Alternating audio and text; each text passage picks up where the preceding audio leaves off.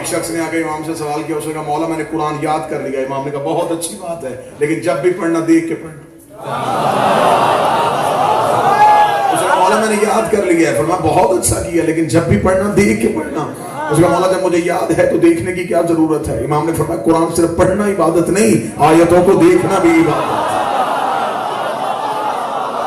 صرف زبانی کا قرآن نہیں، ان آیتوں کو دیکھنا ہے۔ اس نے کہا مولا اگر میں آیتوں کو نہ دیکھوں تو پھر کیا ہوگا؟ امام نے فرمایا پھر اللہ تم سے تیری آنکھوں کی بینائی چھین لے۔ لہذا یہاں قرآن کی آیت میں بڑا حسن ہے۔ خدا کہہ رہا کل کہہ دی لا اسألکم، میں کوئی سوال نہیں کر رہا۔ یہ سوال میری طرف سے نہیں ہے، یہ سوال اس نے مجھے کہا ہے اور میں نے تم سے مانگا ہے۔ ہر سوال اپنے اندر 3 جہتیں رکھتا ہے۔ توجہ صاحبان تمہید میں، ہر سوال میں 3 جہتیں ہوتی ہیں۔ پہلی، چھوٹا بڑے سے مانگتا ہے، بڑا چھوٹے سے مانگتا ہے، برابر والا برابر والے سے مانگتا ہے۔ یہ سوال کی چوتھی جہت ہے، یا چھوٹا بڑے سے مانگے گا، یا بڑا چھوٹے سے مانگے گا، یا برابر والا برابر والے سے مانگے گا۔ چھوٹا بڑے سے مانگے تو اسے درخواست کہتے ہیں، برابر والا برابر والے سے مانگے تو اسے استدعا کہتے ہیں، بڑا چھوٹے سے مانگے تو اسے حکم کہتے ہیں۔ سوال ایک جیسے نہیں ہوتے۔ چھوٹا مانگتا ہے تو وہ سوال اور ہے، بڑا مانگتا ہے تو سوال اور ہے۔ چھوٹے کی گزارش ہے، بڑے کا حکم۔ یہاں سب سے بڑا سب سے چھوٹوں سے مانگ رہا ہے، یہاں اللہ سب سے بڑا اور وہ سب سے چھوٹوں سے مانگ رہا ہے۔ دوسری بات یہ ہے کہ سوال کی جہتیں 3 ہوتی ہیں، زاویے 2 ہوتی ہیں۔ ایک سوال ہوتا ہے برائے طلب، ایک سوال ہوتا ہے برائے امتحان۔ شاگرد استاد سے سوال کرے تو یہ طلب کے لیے، اور جب استاد شاگرد سے پوچھے تو یہ امتحان کے لیے۔ تو بات سمجھ آ رہی ہے؟ اگر استاد سوال کرے گا تو اس کا مطلب یہ نہیں ہے کہ وہ اپنے علم میں اضافہ چاہتا ہے، اس کے علم میں ہے، وہ اس کا امتحان لینا چاہتا ہے۔ یہاں سب سے بڑا معلم جاہلوں سے سوال کر رہا ہے، تو اس کا مطلب ہے کہ سوال کے ہم نے تلاش کرنا ہے کہ قرآن نے لفظ سوال دیا ہے تو اس سوال میں جہت کون سی استعمال ہوئی ہے اور زاویہ کون سا استعمال ہوا۔ میں نے آپ کے سامنے پہلی جہت پڑھی، جہت یہاں استعمال ہو رہی ہے حکم کی، زاویہ یہاں پہ جو استعمال ہو رہا ہے وہ ہو رہا ہے امتحان کا۔ اس کا مطلب ہے کہ نبی یوں کر کے سوال نہیں کر رہا، نبی حکمن مانگ رہا ہے، اور مانگ بھی امت کے امتحان کے لیے رہا ہے کہ اب میں دیکھوں گا انہیں اتنی ممدد کی ضرورت نہیں، تمہیں ان کی ضرورت ہے۔ اب رسول چاہتا ہے کہ میں ان سے سوال کروں، رسول نے یہ سوال حکمن کیا ہے، حکم کو کہتے ہیں امر۔ رسول نے امر کیا ہے امت پہ کہ میرا حکم ہے، میں تم سے ان کی ممدد مانگ رہا ہوں۔ اب سر پہ مولوی قرآن رکھ کے بتائے جن کی ممدد مانگنا نبی پہ واجب ہو، امت میں کیا ہوگا؟ نبی واجب کی نیت سے مانگا۔ آل محمد کی مودت مستحب نہیں، واجب، کیونکہ نماز بھی نبی کا حکم ہے، روزہ بھی نبی کا حکم ہے۔ جس زبان نے حکم دیا نا نماز پڑھو، اسی زبان نے حکم دیا ہے مودت دو۔ اس کا مطلب جتنا حکم نماز کا ضروری ہے،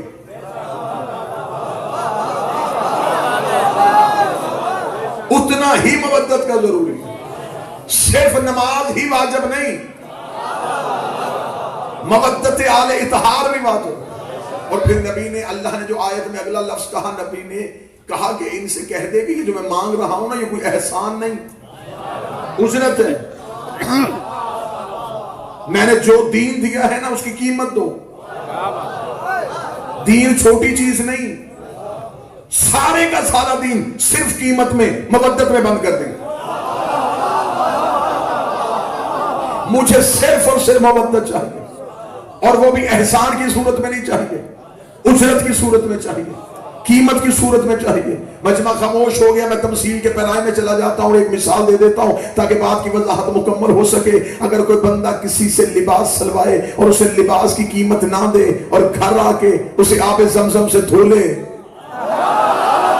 मक्के और मदीने का अतर छिड़क दे और पूरी रात मुसल्ले में बैठ के या अल्लाह या अल्लाह या अल्लाह या अल्लाह की तस्बीह पढ़ता रहे, सुबह को मर्जी के मौलवी से जाके पूछे लिबास की कीमत नहीं दी थी लेकिन नमाजें सारी पढ़ी है, पता हो गई है, वो फौरन कहेगा शरीयत का मसला है, न तेरी नमाज हुई है, न तेरा सजदा हुआ है, न तेरी तस्बीह हुई है। तो वो मौलवी से पूछेगा ना वजू में गलती थी, न किरात में गलती थी, न कोई इबादत का रुकन कम था, फिर मेरी नमाज क्यों नहीं हुई? वो कहेगा तूने लिबास की कीमत नहीं दी थी, हद हो गई है, तू लिबास की कीमत ना दे अल्लाह नमाज कबूल नहीं करता, तू दीन की कीमत ना दे अल्लाह सजदे कैसे कबूल करे?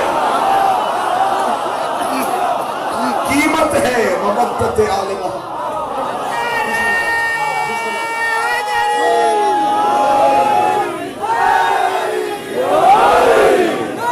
और वो मवद्दत है कुर्बा की, और वो जो मवद्दत मांगी जा रही है वो किन की मांगी जा रही है? ये इसे कहते हैं माल के कलाम। खुदा ने नाम नहीं लिखे, खुदा सिर्फ लफ्ज इस्तेमाल किया कुर्बा। मुझे उनकी मवद्दत चाहिए जो मेरा और मोहम्मद का मुश्तरका कुर्ब है।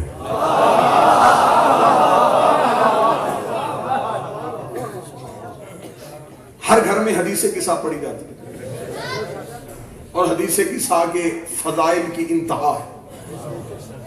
ये तो अब 4-6 साल पहले मौलवी को बदहजमी हुई कि उसने कहा कि नहीं जी हदीसे किस्सा की सनद मोतबर नहीं है, और घरों में शब जुमा इमाम बारगाहों में हदीसे किस्सा उठा के दुआए कुमैल रखी गई।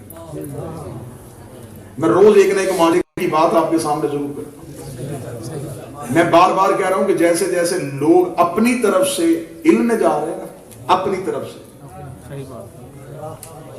ये इनकी जाती तखलीक है, शायद ये इल्म है। मौला से एक शख्स ने पूछा था कि मौलाना इल्म के लिए इतना आप बार बार जोर क्यों दे रहे हैं? मौलाना ने फरमाया जितना लोग इल्म के करीब आएंगे उतना ही अहले बैत के करीब। इसलिए अपने बच्चों को पढ़ाओ जरूर, इल्म जरूर सीखो, उन्हें आला से आला तालीम दिलवाओ, क्योंकि जितना वो इल्म की गहराई में जाते जाएंगे उतना ही अहले बैत को समझते जाएंगे। ये जितनी आले मोहम्मद से दूरी है ये इल्म से दूरी का नतीजा है, ये इल्म से दूरी हो रही। अब क्या कहा गया जी आपने, जैसे हमारे घरों में कोई बहुत पुराना दौर में थोड़ा सा पीछे जाए ना तो घर में कोई मुसीबत या खतरा अभी खटक रहा होता था तो हमारी माएं मोजज़ा मांग लेती, एक लकड़हारे की कहानी पड़ी जाती है, हम बच्चों को सुना देते, मुसीबत दरवाजे से वापस चली जाती।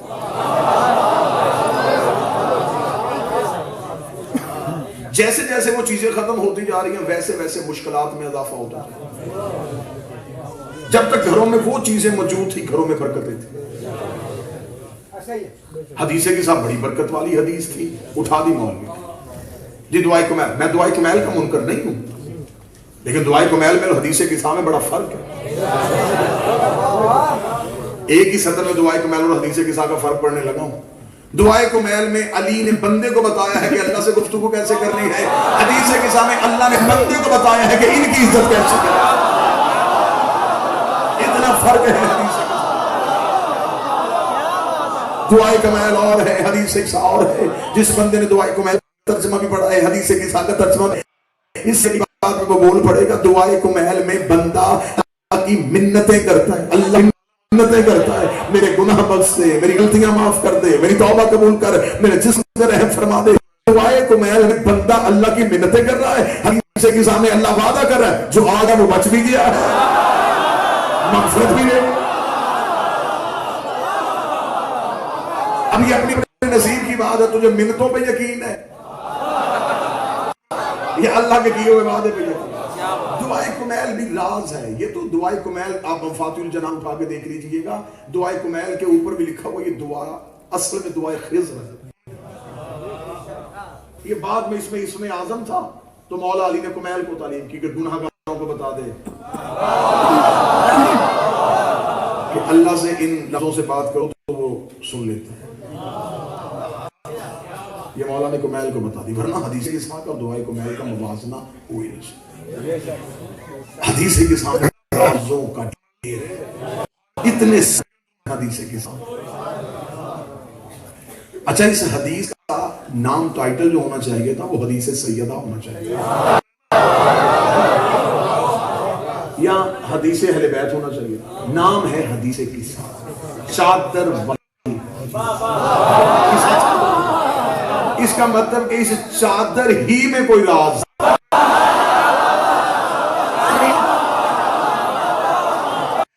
فقیر کی نگری ہے، خانقاہ پہ بیٹھنے والے آپ لوگ ہیں، لہذا یہ باتیں آپ نے گوش گزار کی جاتی ہیں. اس کا مطلب ہے کہ چادر میں راز ہے. اجازت ہے تو 2-3 راز یہی میں بڑھتا ہے، بڑی جلدی. حدیث قصہ کا راز ہے کہ سیدہ نے جابر کو سنائی، اور جابر یہ وہ صحابی ہے جس نے 5 حجتوں کی خدمت کی. سیدہ کہتی ہے کہ فی بعض الایام، چند دنوں کے بعد نبی میرے گھر آئے. یہ فی بعض الایام جو حدیث کے سامنے لفظ بولا جاتا ہے، فی بعض الایام، نبی چند دنوں کے بعد میرے گھر آئے. پہلی حدیث کے ساتھ یہیں پہ اپنے پڑھنے والے اپنے کاری روکتی ہے کہ کاری پہلے یہیں سے راز ڈھونڈے جو روز آیا کرتے تھے. وہ چند دنوں کے بعد. اگر بی بی نے لفظ بعض استعمال کیا ہے نا تو اس کا مطلب اس بعض میں کوئی راز ہے. ورنہ یہ کہا جا سکتا تھا کہ رسول میرے گھر ہے، نہیں، فی بعض الایام، چند دنوں کے بعد میرے گھر ہے. چند دن تھے. اب تاریخ لو اور اس سے پڑھو کہ حدیث کے ساتھ کب آئی. پھر دیکھو کہ انہی دنوں میں رسول کسی غزوہ میں تھے. رسول کہاں تھے؟ جب کتاب میں تاریخ سے اس کی گہرائی کو ڈھونڈنے کی کوشش کی گئی تو تاریخ نے ہمیں بتایا کہ یہ انہی دنوں کی بات ہے جب نجران کے عیسائی مباہلے کے لیے مدینے آئے، جسے محنت میں بولنے کی عادت ہے وہ مدینہ آئے ہوئے تھے اور وہ مہمان تھے رسالت مآب. رسول میزبان تھے ان کے. رسالت نے انہیں مسجد میں ٹھہرایا، وہ مسجد میں رکے ہوئے تھے اور مسلسل بحث ہو رہی تھی. اب رسول جتنے دن وہ مدینہ مسجد میں ہے تو رسالت مآب سیدہ کے دروازے پہ نہیں آئی. مسلسل ان سے بحث ہو رہی تھی. تیسرے دن کو جب رسول نے یہ مجھے کیونکہ یہ نہیں پڑھنا، اس کا تمہید نہیں پڑھنی، اس کے آگے نتیجے پہ جانا ہے، تو جب یہ مسلسل بحث کر رہے تھے تو آخر آیات کو بھی ٹھکرایا جا رہا تھا، استدلال کو بھی نہیں مانا جا رہا تھا. خدا نے کہا میرا حبیب خاموش، فمن حاجک من بعد ما جاءک من العلم فقل تعالوا ندعو ابنانا وابناءکم. اگر یہ علم آنے کے بعد بھی نہیں مانتے ان سے کو پھر خاموش. یہ بیٹے لائیں ہم بیٹے لائیں، یہ نساء لائیں ہم نساء لائیں، یہ اپنے جیسے لائیں.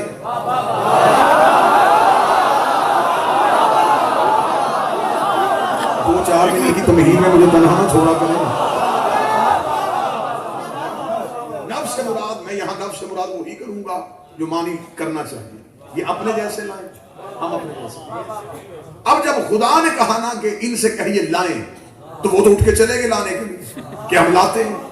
اب رسول تنہا بیٹھے ہیں مسجد میں. اب رسول ہے زہرا کے دروازے. آؤ حدیث کی ساکے راز ڈھونڈے.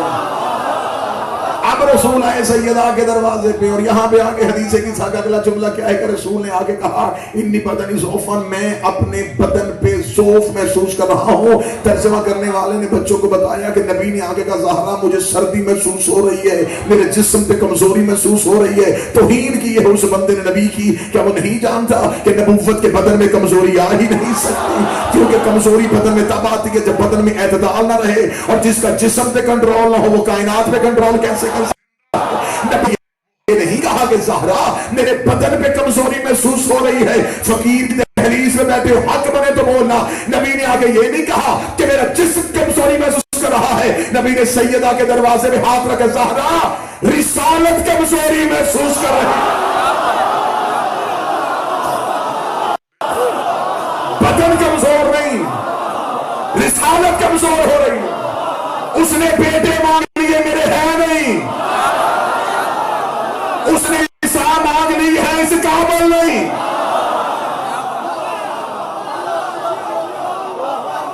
سہرا وہ تو چلے گئے لینے کے لیے، میں آ گیا ہوں تیرے دروازے پہ، زہرا مجھے بیٹے چاہیے، زہرا مجھے بیٹے چاہیے، زہرا مجھے بیٹے چاہیے۔ اللہ جانے مجمع بیٹھا، یہ چلا گیا، رسول زہرا کے دروازے سے بیٹے مانگ کے بتا دیا، ان سے بیٹے مانگے جا سکتے ہیں۔ زہرا مجھے بیٹے، سیدہ مجھے بیٹے،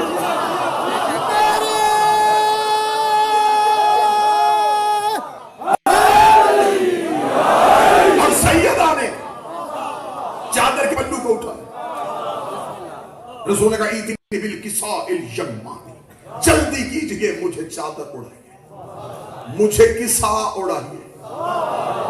بی بی نے چادر بدن رسالت پہ دی، نبی نے کہا اب میں سکون محسوس کر رہا ہوں۔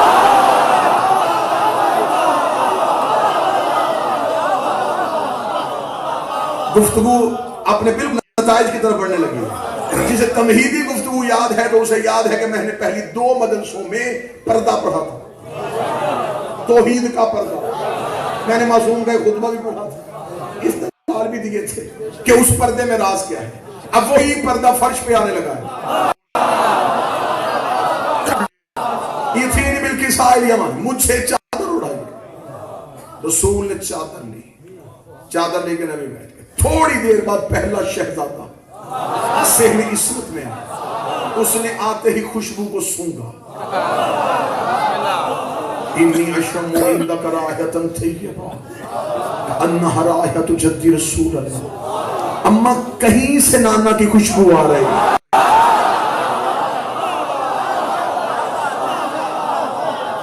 اور صاحبان عقل و فہم یہ بات یاد رکھیے گا، یہ کہیں سے پہلی بار معصوم کی زبان سے نکل رہا ہے، نہیں پھر رکیے گا، یہ کہیں سے مراد کہ سمجھ نہیں آ رہی کہاں،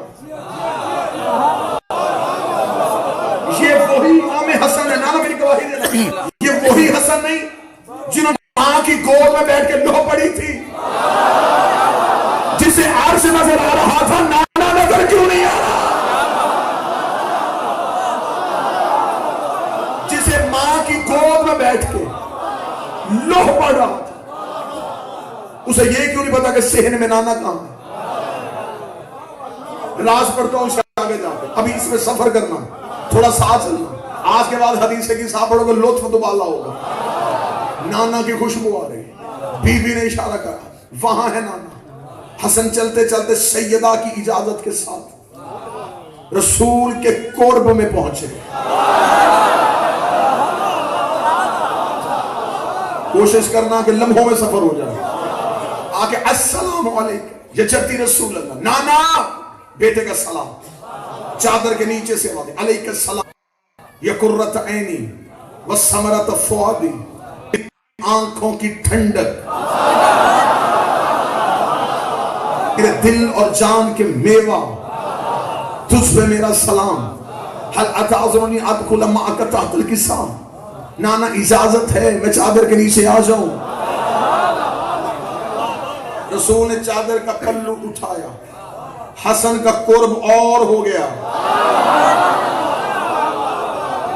الحسن نحو الکساء، چادر کا پلو گر گیا، چھوٹا شہزادہ صحن میں پہنچ گیا، سوال پھر وہی دہرایا گیا، اما کہیں سے نانا کی خوشبو آ رہی ہے، فرمائے صرف نانا نہیں، ساتھ بھائی بھی، وہ چادر کے نیچے، حسین کے قدم چلتے چلتے چادر کے قریب آئے، السلام علیکہ یا جدی رسول اللہ، نانا بیٹے کا سلام ہو، جواب پھر وہی دہرایا گیا، علیکہ السلام یا قرۃ عینی وثمرۃ فؤادی، اے میری آنکھوں کی ٹھنڈک، میرے دل کے میوہ، باہر سے آواز ہے نانا میں حسین ہوں، فرمایا یا شافع،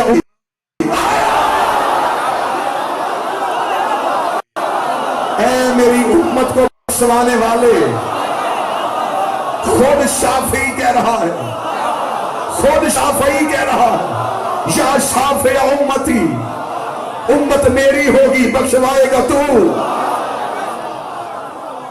یا شافع امتی۔ نانا اجازت ہے چادر کے نیچے آ جاؤ۔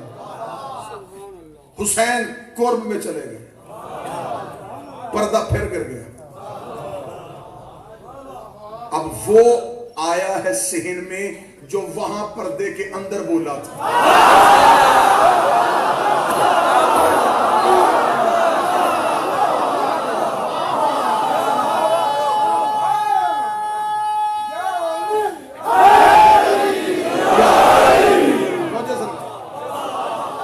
اب وہ آیا جو وہاں پردے کے اندر بولا، لیکن یہاں بھی وہ سیدھا پردے کے اندر نہیں گیا، اس نے بھی سیدہ سے پوچھا، نہیں جملہ بدل دے، جو سب کو بتاتا تھا وہ سلونی کا دعویٰ کرنے والا، وہ سیدہ سے پوچھ رہا ہے رسول کہاں ہے؟ بی بی نے فرمایا صرف رسول ہی نہیں، دو بیٹے چادر کے نیچے، امیر آئے چادر کے قریب، قرب کی اجازت مانگی، پردہ اٹھا، علی بھی قرب میں چلے گئے، چادر گر گئی۔ چاہیں تو یہی بھی مجلس کھلے تو پھر اتنی کھل جائے کہ سمیٹنی مشکل ہو جائے، لیکن میرے صاحبان عزت بیٹھے ہیں اسی فقیر کی دہلیز پہ سجدہ شکر ادا کرنے کے لیے اگلی سطر پڑھنے لگا ہوں۔ امام حسن آئے سیدہ سے پوچھا، حسین آئے سیدہ سے پوچھا، علی آئے سیدہ سے پوچھا، نہ حسن سیدھے چادر کے قریب گئے، نہ حسین سیدھے چادر کے قریب گئے، نہ علی سیدھے چادر کے قریب گئے۔ زہرا بیٹھی تھی، اجازت مانگی تو چادر کے قریب گئے، بی بی سے پوچھا تو چادر کے قریب گئے۔ چلے میں لفظ بدلتا ہوں، یہ تینوں آئے اور تینوں کے تینوں امام تھے، حسن امام ہیں، حسین امام ہیں، علی امام ہیں۔ امام کہتے ہیں رستہ دکھانے والے کو، امام کہتے ہیں رستہ دکھانے والے کو، جو امت کو رستہ دکھائے اسے امام کہتے ہیں، جو تین اماموں کو رستہ دکھائے اسے زہرا کہتے ہیں۔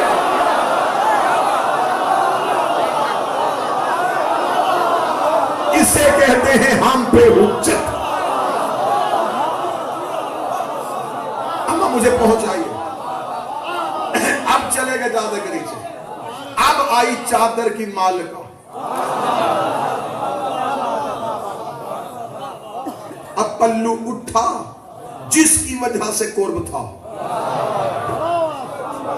وہ چادر میں آ گئی۔ رسول نے اب چادر کے دونوں پلو تھامے، اللہم ان ہؤلاء اہل بیتی،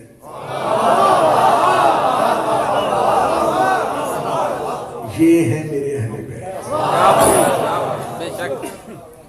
اب ایسا سلسلہ ہوا کیونکہ قرب یہاں جڑ رہا تھا، اب وہ وجود میں ہوتا تو شاید قرب میں آتا،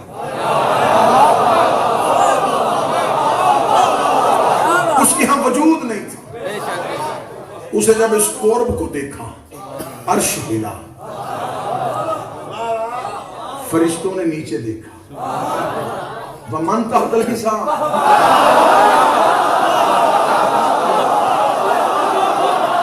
یہ کون ہے؟ فرشتے لا علم تھے؟ نہیں، علم تھا۔ سوال انہوں نے دہرایا، یہ سوال پہلے بھی ہو چکا تھا، جملہ اچھا لگے موازنہ اچھا لگے تو بولنا، یہ سوال فرشتوں نے دہرایا ہے، اس لیے کہ جب تخلیق آدم ہو رہی تھی تو میں نے کہیں پچھلی مجلس میں کہا تھا خدا نے فرشتوں سے کہا تھا بتاؤ یہ کون ہے، انہوں نے کہا ہم نہیں جانتے۔ آج فرشتے کہے اب بتا یہ کون ہے۔ ومن تحت الکساء، یہ چادر کے نیچے کون ہے؟ فرشتوں نے سوال کر دیا۔ سوال کرنے والے فرشتے تھے، جس میں سوال ہوا وہ توحید، جو بولا کرتے تھے وہ تو چادر میں تھے، جو جواب دیا کرتے تھے وہ تو چادر میں تھے۔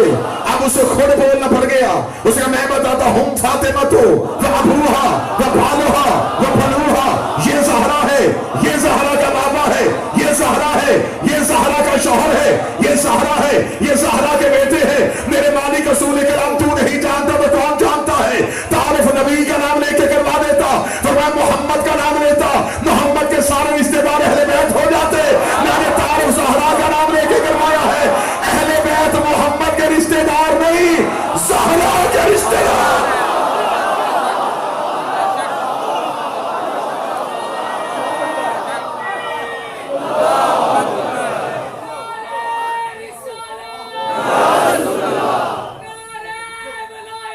हालेलुया।